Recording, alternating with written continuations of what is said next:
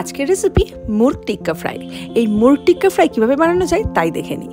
প্রথমে আমার এখানে বোনলেস চিকেন লাগছে, যেটা আমি খুব ভালো করে ধুয়ে রেখেছি।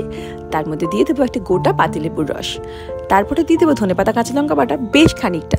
এখানে চিকেনটা যেহেতু আমার 500 গ্রাম মতন, তাই এখানে বেশ খানিকটা আমি ধনেপাতা কাঁচা লঙ্কা বাটা দিলাম। আর দিয়ে দেবো 2 থেকে 3 চামচ টক দই, আর হলুদ গুঁড়ো, লঙ্কার গুঁড়ো, পরিমাণ মতো নুন, আর দিয়ে দেবো একটু চিনি। এর মধ্যে দিয়ে দিচ্ছি টিক্কা মশলা, আর তার সাথে গোলমরিচের গুঁড়ো, আর দিয়ে দিলাম কসুরি মেথিটা একটু রোস্ট করে নিয়েছিলাম, সেটাও দিয়ে খুব ভালো করে মাখিয়ে নেব। যত ভালো করে ম্যারিনেটটা করা হবে তত ভালো কিন্তু এই টিক্কার স্বাদ হবে। এবার আমি দিয়ে দেবো ড্রাই রোস্ট করা বেসন।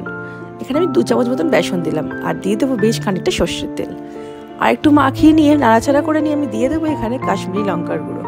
এই কাশ্মীরি লঙ্কার গুঁড়োটাতে কিন্তু কালারটা ভীষণ ভালো আসে, তাই কিন্তু এটা দিতে ভুলবেন না। বেশ ভালো করে মাখিয়ে নেওয়া হয়ে গেছে। এটা আমি চাইলে সারা রাতও রাখা যায়, কিন্তু আমি এখানে খুব তাড়াতাড়ি করবো, সেই জন্য আমি এখানে 2 ঘন্টা মতন রাখছি।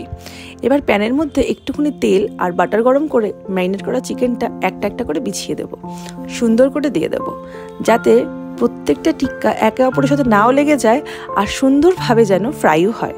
তারপরে একে একে সমস্ত চিকেনগুলো আমি দিয়ে দিলাম। এবার আমি একটু বেশ খানিকটা সময়ের জন্য ঢাকা দিয়ে রাখবো, আর প্যানটা তখন একদম সিম করে রাখবো। এবার ঢাকা খুলে দেখছি তেলটা বেশ ছেড়ে গেছে। এইবারে এপিট ওপিট ভালো করে সেঁকে নেব। আর যখন আমি এটা করব তখন কিন্তু গ্যাসের ফ্লেমটা একদম বাড়ালে চলবে, তাহলে কিন্তু ভিতরে চিকেনটা একদম কুক হবে না। আমার কিন্তু টিক্কা একদম রেডি।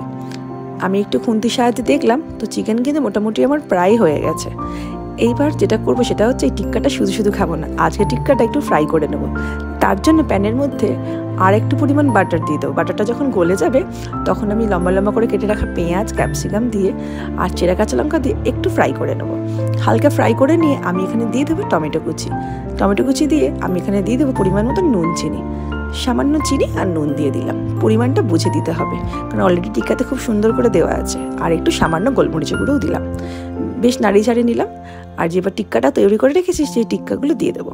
আচ্ছা, আরেকটা কথা বলে দিই, এই চিকেন টিক্কাগুলো দেওয়ার সময় অনেক সময় আমরা ভেঙে দিতেও পারি, আর যদি ইচ্ছা করে গোটা গোটাও দেওয়া যায়, সেটা নিজের কাছে, যেরকম খেতে আপনারা ভালোবাসেন।